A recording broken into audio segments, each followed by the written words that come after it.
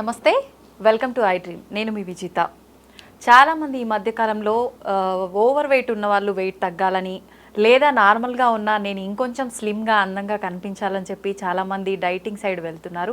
అసలు డైట్ ఏ రకంగా చేయాలి, ఏం చేయాలనే విషయానికి వస్తే ఈ మధ్యకాలంలో చాలామంది ఇంటర్మీడియట్ ఫాస్టింగ్ అనేది ఎక్కువగా చూస్ చేసుకుంటున్నారు. అసలు అంటే ఏంటి, ఏ రకంగా చేస్తారు, దీనివల్ల నిజంగా అంత ఉపయోగకరంగా ఉంటుందా, నిజంగా అంత వెయిట్ లాస్ అవుతారా, దీనివల్ల సైడ్ ఎఫెక్ట్స్ ఏముంటాయి, ఇలాంటి మరిన్ని విషయాలు మేడంతో మాట్లాడి తెలుసుకుందాం. ప్రస్తుతం మనతో పాటు ఉన్నారు doctor Kavya Dendukuri, gastro hepatologist. ఇప్పుడు మేడంతో మాట్లాడదాం.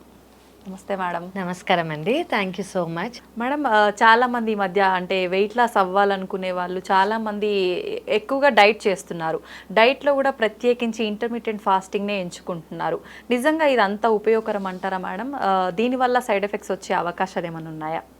యాక్చువల్లీ మీరు చూస్ చేసుకున్న టాపిక్ చాలా చాలా ట్రెండింగ్ టాపిక్ అని చెప్పచ్చు. సో ఇంటర్మిటెంట్ ఫాస్టింగ్ ఇది మనం ఇప్పుడు ఇచ్చిన నేమ్, కానీ తరతరాలుగా ఫాలో అవుతున్నది ఇది. మేబీ కొన్ని జనరేషన్స్ డికేడ్స్గా ఫాలో అవుతున్నారు మన యాన్సిస్టర్స్ కానివ్వండి. వాళ్ళు ఏంటి అంటే ఒక మీల్ తినేసి సాయంత్రం పూట పలహారం చేయటం, మళ్ళీ పొద్దున్న వరకు ఏం తినకుండా ఉండటం. సో బేసిక్లీ ఇంటర్మిటెంట్ ఫాస్టింగ్ అంటే ఏంటంటే ఇది ఒక అంబ్రెల్లా టర్మ్ అనమాట. పీరియడ్స్ ఆఫ్ ఈటింగ్ ఉంటుంది, పీరియడ్స్ ఆఫ్ ఫాస్టింగ్ ఉంటుంది. సో 24 hours ఉంది మనకి. అందులో 12 hours ఈటింగ్ చేస్తున్నారు అనుకోండి, 12 hours స్ట్రిక్ట్గా ఫాస్ట్ చేయాలి. సో దాన్ని ఇంటర్మిటెంట్ ఫాస్టింగ్ అని అంటాము. For example it starts with 14 hours అనమాట. 14 hours తినకుండా ఉండి ఫాస్టింగ్ స్టేజ్లో ఉండి 10 hours, మిగతా 10 hours తినచ్చు. సో మీ డే పొద్దున 8కి స్టార్ట్ అయింది మీ first part of the meal, మళ్ళీ 10 hours మాత్రమే మీరు తినగలరు, అంటే 6 వరకు. మళ్ళీ నెక్స్ట్ డే 6 వరకు మీరు తినకుండా ఉండాలి. ఇందులో కూడా వెరైటీస్ ఉన్నాయి. 14 hours ఫాస్టింగ్ వాళ్ళు కొన్నిసార్లు 16 hours ఫాస్టింగ్ పెంచుకుంటారు, తర్వాత 18 hours ఫాస్టింగ్ పెంచుకుంటారు, కొంతమంది 22 hours ఫాస్టింగ్ చేసుకుంటారు. దాన్ని వారియర్ ఇంటర్మీడియట్ ఫాస్టింగ్ అని అంటారు అనమాట. సో 22 hours ఫాస్ట్ చేసి 2 hours మాత్రమే తింటారు. ఇది ఎలాంటి వాళ్ళకి ఉపయోగపడుతుంది మేడం? సో నేను 22 hours మాత్రం నేను ఎప్పుడు సజెస్ట్ చేయను. ఇందులో జస్ట్ వెరైటీస్ ఎలా ఉన్నాయి అని చెప్తున్నాను. సో బేసిక్లీ ఇంటర్మీడియట్ ఫాస్టింగ్ అంటే ఇది. సో పీరియడ్స్ ఆఫ్ ఈటింగ్ ని, పీరియడ్స్ ఆఫ్ ఫాస్టింగ్ ని. సో ఫస్ట్ తెలుసుకోవాల్సి ఏంటంటే ఫాస్టింగ్ పీరియడ్ లో మనం ఏమేమి తినకూడదు. ఫాస్టింగ్ పీరియడ్ లో of course water is allowed. Second thing ఏంటంటే ఎనీథింగ్ దేనికైతే తింటే కానీ తాగితే కానీ మన బాడీకి డైజెషన్ ప్రాసెస్ ఏదైతే స్టార్ట్ అవుతుందో అవి తీసుకోకూడదు. చాలా మంది నేను కాఫీ తాగచ్చా, నేను టీ తాగచ్చా అని అడుగుతారు. నో, కాఫీ టీ తాగితే అందులో మిల్క్ ప్రోటీన్ ఉంటుంది, మిల్క్ అంటే డైజెషన్ స్టార్ట్ అవుతుంది. So not allowed. So black coffee తీసుకోవచ్చు, గ్రీన్ టీ తీసుకోవచ్చు. ఓకే. సెకండ్ థింగ్ ఏంటంటే కోకోనట్ వాటర్ లాంటివి తీసుకోవచ్చు. ఐడియలీ కొన్ని స్టడీస్ ఏం చెప్తున్నాయంటే కోకోనట్ వాటర్ అలౌడ్ అని చెప్తుంది, కొన్ని స్టడీస్ కోకోనట్ వాటర్ కూడా not allowed. I think it is okay, because అందులో ఉండేది ఓన్లీ ఎలక్ట్రోలైట్స్, అంటే సాల్ట్స్ మాత్రమే, వాటర్తో పాటు సాల్ట్స్ మాత్రమే ఉంటాయి కాబట్టి కోకోనట్ వాటర్ ఈజ్ ఓకే అని నేను అనుకుంటున్నాను. కొంతమంది పొద్దున్న బుల్లెట్ కాఫీతో స్టార్ట్ చేస్తారు వాళ్ళ డే. బుల్లెట్ కాఫీ అంటే ఏంటంటే ఫ్యాట్ ఒక డికాషన్లో బటర్ కానీ గీ కానీ వేయటం, లేదా కోకోనట్ ఆయిల్ వేసి స్టర్ చేసి తాగేది, అది కూడా not allowed in intermittent fasting. So intermittent fasting అంటే ఫర్ ఎగ్జాంపుల్ మీ last meal of the day 8 o'clock నైట్కి అయిపోయింది అనుకోండి, అక్కడి నుంచి 10 hours. సో నెక్స్ట్ 10 hours 6 వరకు మీరు ఏం తినకపోయినా ఇట్ ఈస్ కన్సిడర్డ్. సో మీరు 16 hours చేస్తున్నారు అనుకోండి, నెక్స్ట్ మనకి అదే ఇది 10 hours, 12 hours చేస్తున్నారు అనుకోండి, 8 o'clockకి మీరు ఫాస్ట్ బ్రేక్ చేసుకోవచ్చు. మీరు 14 hours చేస్తున్నారు అనుకోండి, 10 o'clockకి ఫాస్ట్ బ్రేక్ చేసుకోవచ్చు. సో ఈ టైంలో మీరు ఇట్ ఈస్ ఐడియల్ ఏంటి అంటే మనం ఫాస్ట్ బ్రేక్ చేసేటప్పుడు గుడ్ ఫ్యాట్తో లేదా ప్రోటీన్తో బ్రేక్ చేయడం చాలా ఇంపార్టెంట్. ఫ్యాట్ అంటే మనం ఏదైనా గుడ్ ఫ్యాట్స్ తీసుకోవచ్చు, బటర్ కానివ్వండి, గీ కానివ్వండి, అవకాడో కానివ్వండి, నట్స్ కానివ్వండి, చియా సీడ్స్. ఇప్పుడు చాలా మంది చియా సీడ్స్ పుడింగ్ లాగా తీసుకుంటున్నారు. చియా సీడ్స్ పుడింగ్ అంటే ఏం లేదు, మల్టిపుల్ నట్స్, వాటిలో ఈదర్ మిల్క్ లేదా వాటర్ లేదా ఆల్మండ్ మిల్క్, అందులో chia seeds over night soak చేసుకొని పొద్దున సీజనల్ ఫ్రూట్ ఏదైనా పెట్టుకొని తినొచ్చు. లేదు అంటే స్క్రాంబుల్డ్ ఎగ్స్, బటర్లో స్క్రాంబుల్ చేసుకున్న ఎగ్స్, జస్ట్ కొంచెం సాల్ట్ పెప్పర్ వేసుకుని కూడా ఫాస్ట్ బ్రేక్ చేసుకోవచ్చు. సో ఎప్పుడైనా ఫాస్ట్ బ్రేక్ చేసుకోవటం, the first meal fast break చేయటమే కాకుండా నార్మల్ ఇంటర్మిటెంట్ ఫాస్టింగ్ చెయ్యని వాళ్ళు కూడా ఎప్పుడన్నా పొద్దున్న లేచి first meal should be fat and protein. ఇది ఎందుకు ఇంపార్టెంట్ అంటే మనం కార్బోహైడ్రేట్స్తో స్టార్ట్ చేస్తామనుకోండి, కార్బోహైడ్రేట్స్ మన ఇన్సులిన్ మన షుగర్ స్పైక్స్ అనేవి పెరుగుతాయి అన్నమాట. సో ఓవర్ ద డే ఏమవుతుందంటే మనకి ఆకలి అనేది ఎక్కువ వేస్తుంది, షుగర్ క్రేవింగ్స్ అనేవి ఎక్కువ అవుతాయి, షుగర్ స్పైక్స్ ఎక్కువ అవుతాయి కాబట్టి ఇన్సులిన్ ఎక్కువ రిలీజ్ అవుతుంది దాన్ని బ్రేక్ చేయడానికి. ఎక్కువ రిలీజ్ అవుతుంది కాబట్టి మనకి ఇమీడియట్గా ఆకలి వేస్తుంది. సో ఇందుకు మనం స్టార్టింగ్ కార్బోహైడ్రేట్స్తో చెయ్యకూడదు. బెటర్ ఫ్యాట్స్ ఇంకా ప్రోటీన్తో మన మీల్ కానివ్వండి, మన ఫాస్టింగ్ బ్రేక్ చేయటం కానివ్వండి, మన డే బ్రేక్ చేయటం కానీ చాలా ఇంపార్టెంట్. సో ఇంటర్మిటెంట్ మీరు అన్నట్టు ఇంటర్మిటెంట్ ఫాస్టింగ్ వల్ల బెనిఫిట్స్ ఏంటి అంటే weight loss is an added benefit. అసలు వెయిట్ లాస్ కోసమే చాలా మంది చేస్తున్నారు, కానీ దానివల్ల చాలా బెనిఫిట్స్ ఉన్నాయి.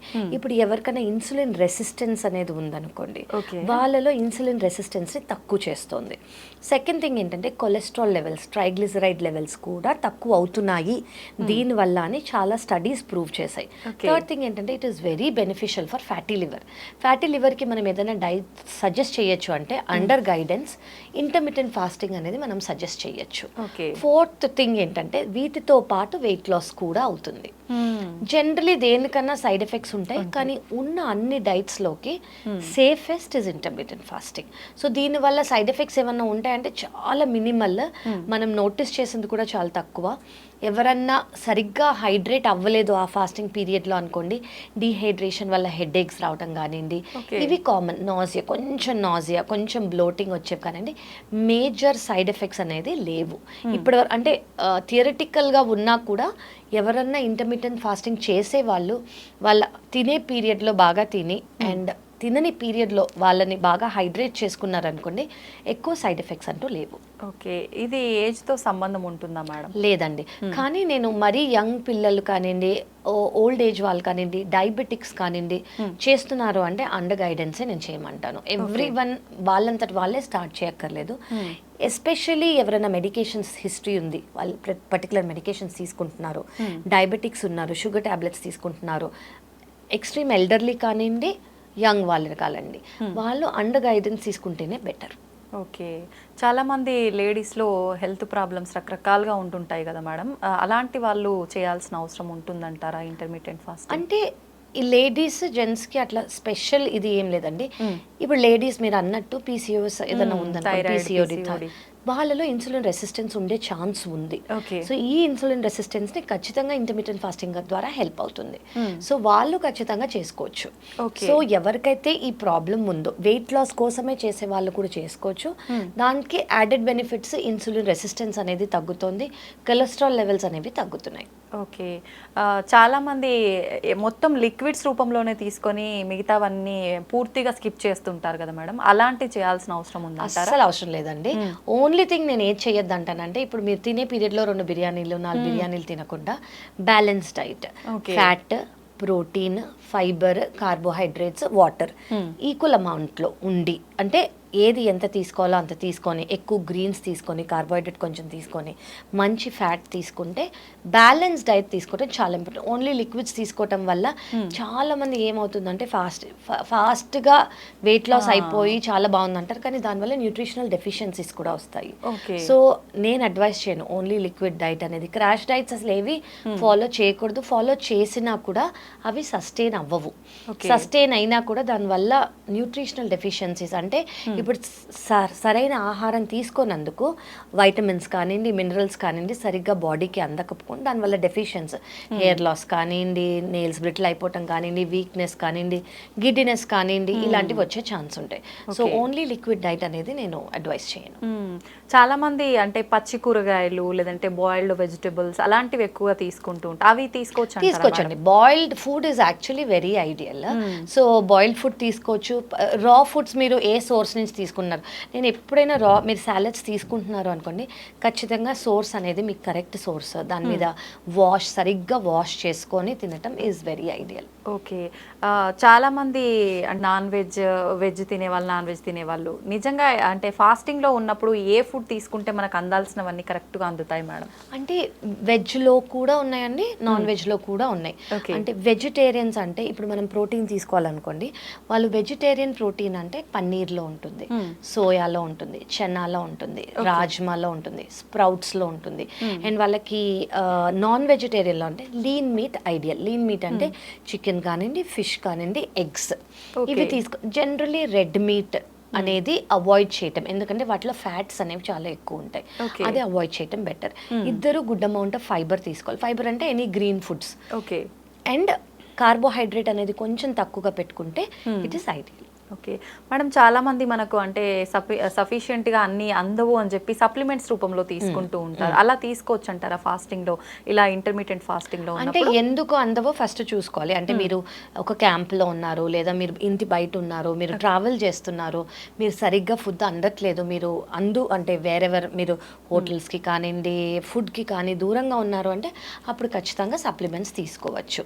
లేదు ఇంట్లోనే ఉంటున్నారంటే ఆల్వేస్ ఫుడ్ రూపంగా తీసుకోవటమే బెటర్. ఎప్పుడైనా ఫుడ్ రూపంగా తీసుకోవటం బెటర్. అడిషనల్గా సప్లిమెంట్స్ తీసుకోవటం ఇంపార్టెంట్ కానివ్వండి. ఓన్లీ ఫుడ్ స్కిప్ చేసేసి ఒక మీల్ రీప్లేస్మెంట్ తీసుకుంటారు చూడండి, అంత అవసరం లేదు. ఓకే మేడం, జనరల్గా మనం తినాల్సినప్పుడు ఒక పూట స్కిప్ చేస్తేనే నీరసం వచ్చేస్తుంది. అలాంటిది మనం అంటే పర్టికులర్గా ఇన్ అవర్స్ తింటాము, తర్వాత పర్టికులర్ ఇన్ అవర్స్ తినము అని అంటే నీరసం వచ్చేస్తుంటుంది. ఒక్కొక్కసారి అసలు ఉండలేమేమో అనిపిస్తుంది. అలాంటి టైం రాకుండా ఉండాలి అసలు అని అంటే ఎటువంటి ఫుడ్ తీసుకుంటే మనం ఆ టైంలో ఎనర్జీగా ఉండొచ్చు మేడం? నేను మీకు స్టార్టింగ్లో చెప్పినట్టు ప్రోటీన్. ఏదైతే ఫాస్టింగ్ బ్రేక్ చేస్తారో దాన్ని ప్రోటీన్తో బ్రేక్ చేయండి. ప్రోటీన్తో బ్రేక్ చేస్తే మీకు ఎనర్జీ లెవెల్స్ అనేవి చాలా ఎక్కువసేపు ఉంటాయి. మీరు చూస్తారు కదా, ఎక్సర్సైజ్ చేసే వాళ్ళు ప్రోటీన్ తాగుతారు, చాలాసేపు ఆకలి వేయదు వాళ్ళకి, ఎందుకంటే వాళ్ళ ఎనర్జీ స్టోర్స్ అంతా ప్రోటీన్ నుంచి వస్తుంది అనమాట. సో ప్రోటీన్ అనేది ఎక్కువ తీసుకుంటే ఫస్ట్ ఆఫ్ ఆల్ ఎక్కువ ఆకలి వేయదు. ఎందుకంటే ప్రోటీన్ వల్ల మన ఇన్సులిన్ అనేది షుగర్ స్పైక్స్ ఎక్కువ అవ్వవు. షుగర్ స్పైక్స్ ఎక్కువ కావు కాబట్టి ఇన్సులిన్ అనేది స్పైక్ ఎక్కువ అవ్వదు. ఇన్సులిన్ ఎక్కువ స్పైక్ అవ్వదు కాబట్టి క్రాష్ అవ్వదు మన షుగర్ క్రాష్ అవుతేనే మనకు ఆకలేస్తుంది. సో షుగర్ క్రాష్ కాకుండా ఉండడానికి, బ్యాలెన్స్ స్పైక్స్ ఉండడానికి మన ఫాస్టింగ్ని ప్రోటీన్ ఇంకా ఫ్యాట్తో బ్రేక్ చేస్తే మనకి బలహీనం ఉండదు, మనకి ఎక్కువసేపు ఆకలి లేకుండా సటైటీ అనేది ఉంటుంది మనకి, ప్లస్ నీరసంగా అనిపించదు, ప్లస్ ఆకలి కూడా వేయదు. చాలా యూస్ఫుల్ ఇన్ఫర్మేషన్ ఇచ్చారు madam. Thank you very much. Thank you so much.